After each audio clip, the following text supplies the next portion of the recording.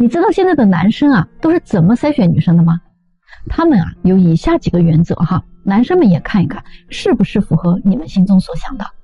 第一点哈，相亲前啊就各种打听你们家房子多大哈，在什么位置，有没有贷款，车子呢是多贵的啊，是什么档次的，这种就冲着物质来的啊，直接就不用见了。第二呢，相亲认识的女生啊，加了微信不回信息的，就视为没看上，可以立马删除了。如果大半天才回你的，就可以不用搭理他了啊，直接 pass。第三呢，加了微信聊天回复总是啊哦呵呵这种的哈，也可以直接不用聊了。第四种啊，加了微信聊天也比较积极，但是呢总是找各种借口约不出来见面的，这种啊可以视为被养鱼了啊，做备胎了，这种也可以马上放弃的。第五呢，微信回复啊也积极聊天，但是啊出来约个会啊，完全是男生在买单付出啊，人家就是摆出一副你得跪舔我的样子哈，这种公主病的还是下一位吧啊，伺候不了的。第六呢，出来见面好几次了哈，手都不让你碰一碰的，明显就是不喜欢你，勉强跟你啊在一起试试而已，估计再接触啊迟早也是没戏的，放弃吧啊。第七呢，加了微信主动打招呼，积极回应，能够约出来见面，能主动互动的哈，偶尔呢还会买个单，送你个小礼物，不跟你作，不跟你闹啊，也不跟你要转账，性格比较随和。约会几次之后呢，可以接受牵手拥抱哈。约会1个月以后，男生如果表白就同意做女朋友的，那这个呢才是他们想要的女生。所以现在的男生说嘛，相亲女生不用追啊，如果要追就高效一点哈，行就行，不行啊就下一个。女生不是追来的，女生是选择来的。如果说一个女生不愿意做你的女朋友啊，那你怎么追怎么舔啊，都是在浪费时间。如果你想等到一个心动的女生出现了你再追啊，因为你觉得男人嘛啊，不能做这种广撒网的事儿哈，太渣了，应该专心一点追一个女生就行。你看看哈，这个就是你找不到女朋友的原因了。专一，它不是让你在找女朋友的时候啊，是你找到了女朋友之后一心一意对人家，这个时候呢才需要你去专一的。你现在连个女朋友都还没有呢，你专一个鬼呀你啊，是不是这样子啊？你遇到过宝藏女孩吗？都说女生如果在感情里她感觉不到占便宜啊，她就觉得自己吃亏了。所以很多的女生在相亲的时候，她都会让男生不断的付出哈，让自己有一种占便宜的感觉，她才觉得自己得到了至高的诚意。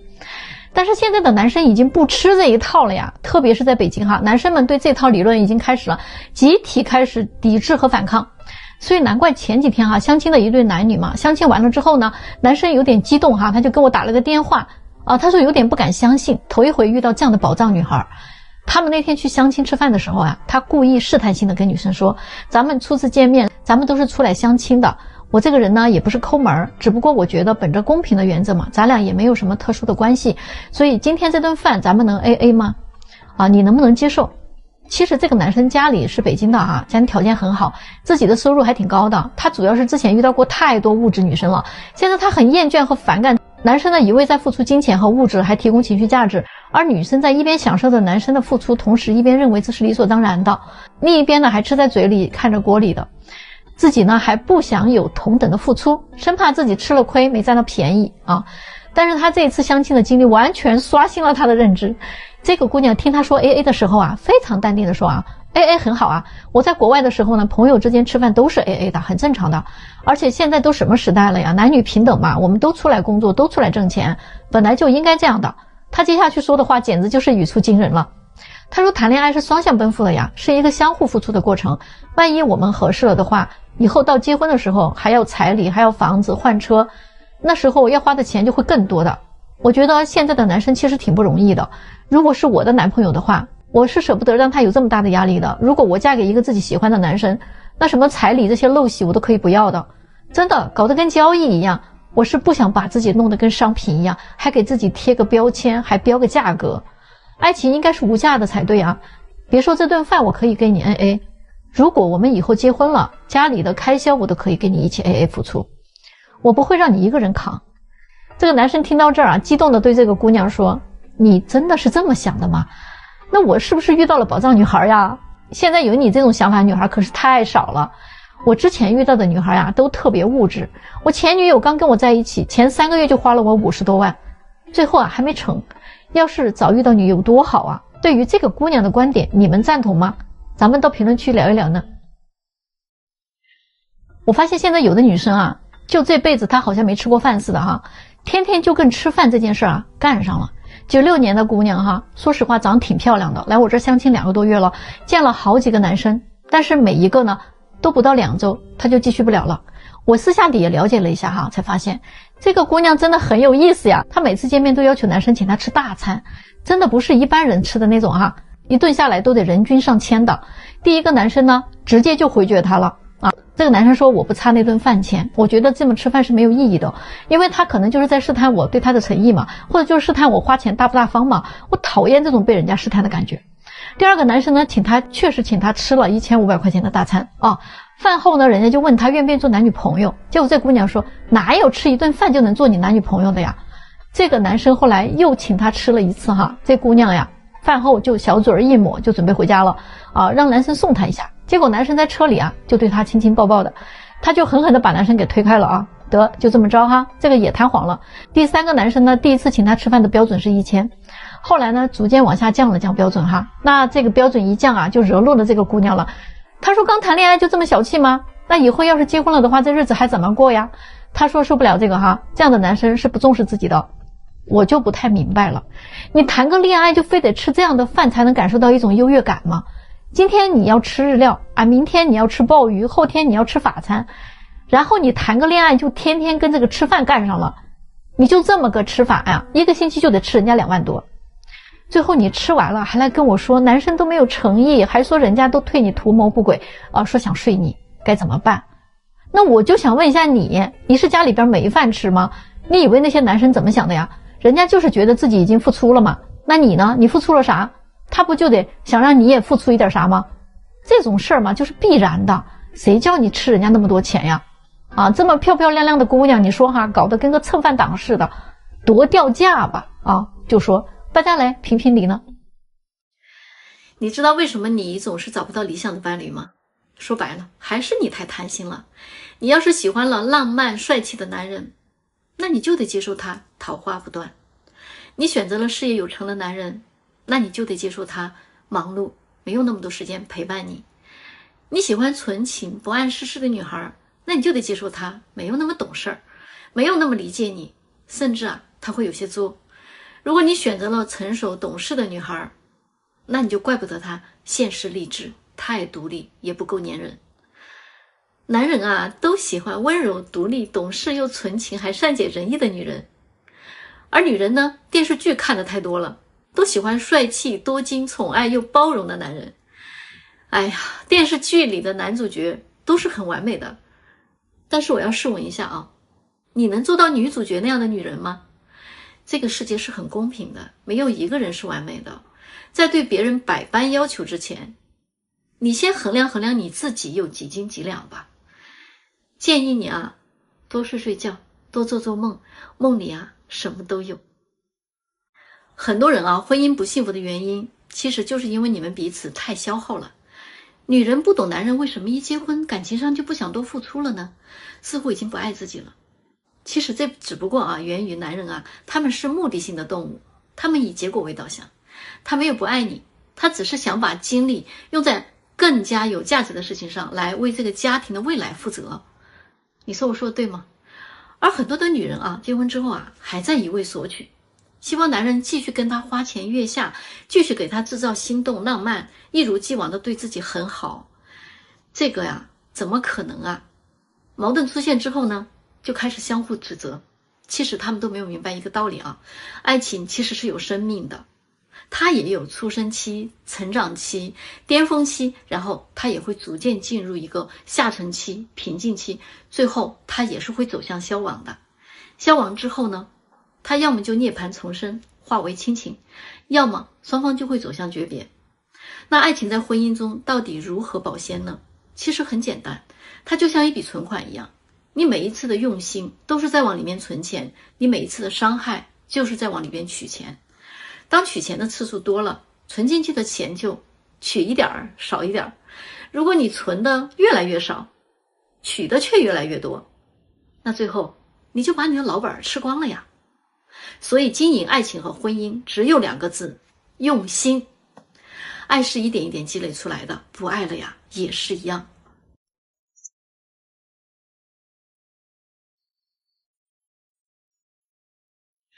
这红娘做久了啊，真的是啊，什么样的人你都能见到，什么样的事儿你都能碰到。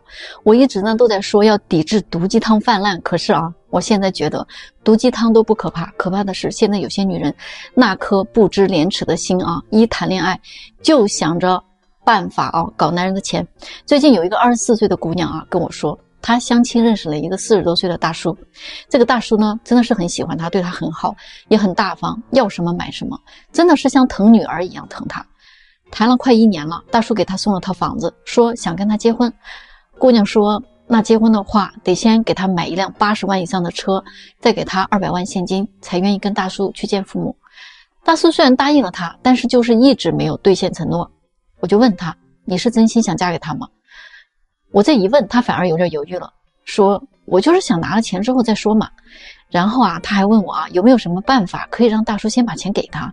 我当时听了这话啊，气都不打一处来了，真的不知道啊，什么样的父母能生出这种不知廉耻的女儿来呢？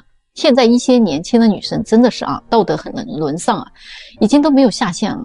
渣女的数量啊，我觉得比渣男的数量要多几十倍都不止。她还给我看了一个网上的视频，是一个主播啊在教年轻的女生怎么搞男人的钱。这个视频啊居然点赞几十万啊，评论区里边全是女人，一帮年轻的小绿茶啊，各种提问，各种分享攀比啊，在男人那儿搞了多少钱啊。那些30、40岁的女人啊也跟着起哄啊，懊悔啊自己怎么就这么傻啊，完全就不懂这些套路，恨自己学得太晚了，白活了这么多年，真的是啊毁三观。这满屏啊都是怎么搞钱，怎么搞大叔。我想说啊，这些丑恶的灵魂怎么是怎么练就的呢？这些人的有灵魂啊，我觉得都是抬举他们了。这些丑恶的嘴脸啊，真的是令人作呕。我真的是第一次感觉到词穷，道德沦丧啊，到如此境界，真的是人类的悲哀。竟如此赤裸裸的啊，暴露丑恶的人性。如今呢，这些渣男啊，跟这些渣女啊相比啊，简直就是小巫见大巫。这么多想不劳而获的人啊，不知廉耻的心，怎么会没有毒鸡汤泛滥呢？为什么毒鸡汤毒不到男人呢？因为男人觉得这些什么套路啊、攻心计啊，他觉得是拿不上台面的东西，不太被他们主流的群体接受的嘛。一个搞钱视频啊，几十万的点赞啊，如此庞大的数量，这种丑恶的势力啊，不可小觑的。同时呢，也提醒那些想通过套路搞钱的女人，想做绿茶的女人，别把男人当傻瓜。他愿意给你花钱，那是爱你，不是傻，你懂吗？双方都带孩子，能重组家庭吗？我的个妈呀，问这个问题的，你有没有带脑子啊？重组家庭得到幸福的几率非常的低。我在这儿啊说点内幕，先搞清楚啊，重组家庭那是指2个家庭的重组，而不是2个离异单身男女的简单组合。如果你们各自都带个娃，那你是后妈，他是后爸，特别是带2个男孩的。那女人你从此就得伺候3个爷啊，生活变得像渡劫一样，明白吗？别被那些小视频演绎的和谐给成功忽悠了啊！你信不信你儿子会觉得你眼瞎，怎么你看上了他？他儿子会觉得你破坏了他的家。这个男人是他老爸，怎么能成天跟你幸福恩爱？他会想他的老妈。这老男人会合计，你儿子天天吃他喝他，也不叫他爸，付出都是打水漂，何必那么上心替别人养娃？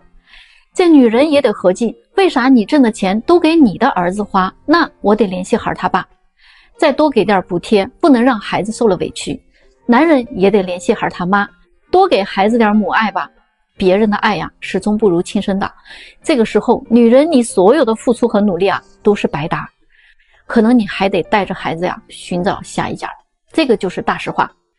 这也就是重组家庭的命运啊！你们所有的家庭矛盾啊，几乎都来自孩子和钱。你们真的逃不了各怀心思、同床异梦的。想找到和谐和幸福，恐怕比登天都难。你想象中的美好，都会被现实彻底打得碎碎的。没有几个人能真正的战胜人性，活在道德的制高点上，把重组家庭过得活色生香的，太难了。那得需要很高的智慧的。只有一个好办法，就是女人你要想明白，选择重组，你就要更加的独立，内心要更加有力量，不管你是在精神上的还是在经济上的，对对方所有的依赖都会让你更加的艰难。而男人选择从族呢，你就得放弃那些小肚鸡肠的算计和不尊重，否则你估计也只能继续带着孩子自己过。所以从族要谨慎，选择要明智，你们说对吗？最近呢，有一位家长问我说他女儿33岁了想找个男朋友，怎么这么难呢？我们先说一说他的条件本科毕业，身高呢是1.65米，体重呢110斤，在北京做培训的工作，月收入呢1.5万，目前呢没房没车，到现在没有谈过几次恋爱。像这样的女生，家里边确实很着急。那她自己的压力呢也不小不管是男生还是女生，年纪大了没有结婚，每一次过年回家家里人都会催婚的，导致他们有时候过年过节回家，看到家里的长辈就会害怕。说实话，她这个女儿人还是不错的，可是呢，她找男朋友的标准却有点高。家里呢2个月给她介绍了4个相亲对象，全部都凉凉了。前3个呢分别都死于身高不够高或者呢是工作狂没有情趣了，要么呢就是工资还没有她高了。第4个呢她还挺满意的，不过呢她每一次跟人家聊天都很被动。说白点她就是每次要等男方找她聊天，态度从来都是不主动也不热情。她生怕在男生面前掉价了，以至于1个月之后男方不再找她聊天了。又过了10多天之后她感觉不对劲儿了，就主动找这个男方聊天。结果男方跟她说自己已经有女朋友了，结果她就痛骂这个男生是个渣男说有女朋友怎么还出来相亲真不是个东西。现在她的父母看着这种情况，问我该怎么办，为什么她女儿条件并没有那么差，找一个喜欢的人怎么那么难呢？我就告诉她一个真理你知道吗？男生如果和女生进行对比的话，男生最大的优点就是人家听得进去实话从小就不会跟女生一样被家里无条件的宠着。他们觉得女儿的要求并不算高差不多就行了，身高1.75米以上，干净且耐看就好男生呢有一个稳定的工作，月工资2万以上，最好本地呢有个房就行了，年纪小3岁到大5岁都可以接受。可是我说你现在用这个标准衡量一下，你女儿她自己能达到这样的一个男生对伴侣的要求吗？她母亲说，我们是女生嘛，不一样，男生不都是向下兼容的吗？我说其实没有什么不一样的，男生和女生在婚姻的选择权利上是相等的。你在挑选男生的同时，男生人家也在挑你没有谁欠着你的。你女儿虽然她心烦她其实不是找不到喜欢的人，而是她一直都在等那个方方面面都比自己优秀的男生还得来追求她。可能她以前交的男朋友是比较优秀，可是呢那些优秀的人可能只是跟她谈恋爱，并不意味着要跟她结婚，这个是2回事儿你想要人家爱你娶你回家，那你总得让人家图你点什么。比如说你的颜值很高，比如说你身材有道比如说你情绪价值给的很好或者再比如说你谈吐不凡，你很自律。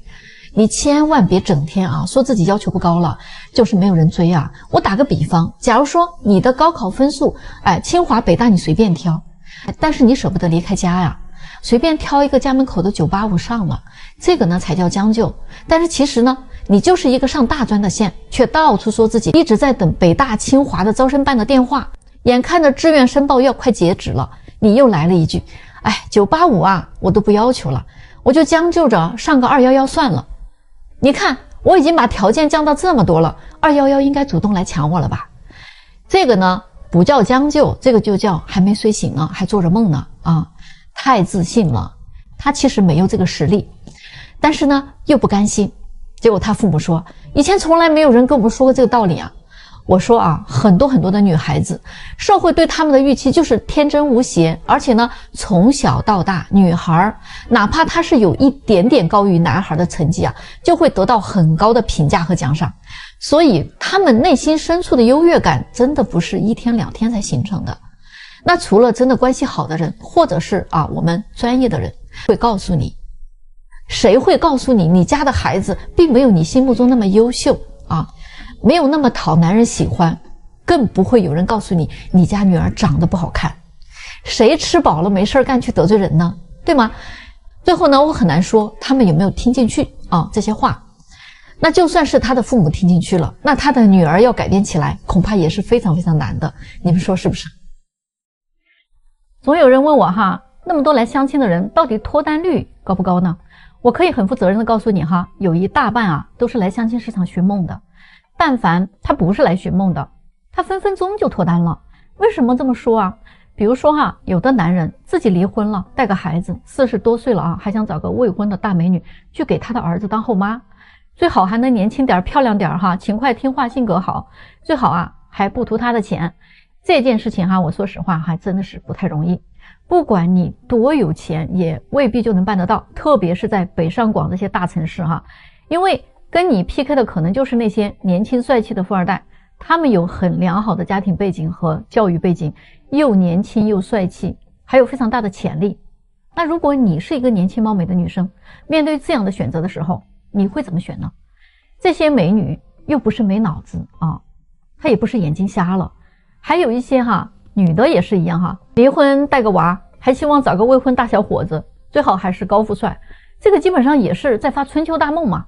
有时候啊她们还会参照某一个运气好的闺蜜，因为闺蜜带了个孩子嫁给了高富帅，所以她认为啊别人都能中1等奖，我为什么不能中？我还见过一个男的哈，离婚的，自己都50多岁了，手里有点钱哈，他要求找个25岁以下的女孩啊，还最好呢是处女。那天当我听到他说到这儿的时候，我真的很想说，大叔啊，你是不是还活在解放前呀？啊，包括有一些大龄的未婚男性哈，他们总是在追逐眼缘，然后发现有眼缘的女生呢都不搭理他，人家呢有更好的选择，那为什么要搭理你啊？相亲了好多年哈，见了几大箩筐的美女了，没有一个谈成的，要么就是人家压根儿就看不上他，要么就是跟他短择一下啊，花点他的钱，有了更好的选择的时候啊，就跟他拜拜了。但是呢，他自己啊，可能还认为呢，这个就是他的前女友。其实哈，可能以他的实力啊，再谈10个这样的美女啊，也就是10个前女友。所以说哈，不是只有女生会被短择的啊，男的也是一样。他根本就不知道那些漂亮的女友啊，不跟他结婚的真实原因啊，其实就是人家呀会有更好的选择。但是这样的男人呢，还是会继续执着的啊，在寻找他的眼缘，最后把自己拖成了大龄剩男了。然后他们会说女生太现实啦，一切向钱看。但是我奉劝你一句啊，不是女生太现实，是你选择的女生啊，总是跟你很现实。你没有好好想过这个原因吗？大龄剩女的问题啊，那就更多了哈，那些不切实际的择偶要求我都数不胜数了哦，我就不在这里累述了啊。有句话到底说的对不对呢？就是任何事情的不成功都一定要从自己的身上找问题哦，跟外界其实没有太大的关系的。不论男女，只要你已经是一个大龄未婚人士，或者按照自己的理想的标准啊，找了好多年都没有找到的，你就别嘴硬了啊，问题一定出在你自己的身上，好好想想吧。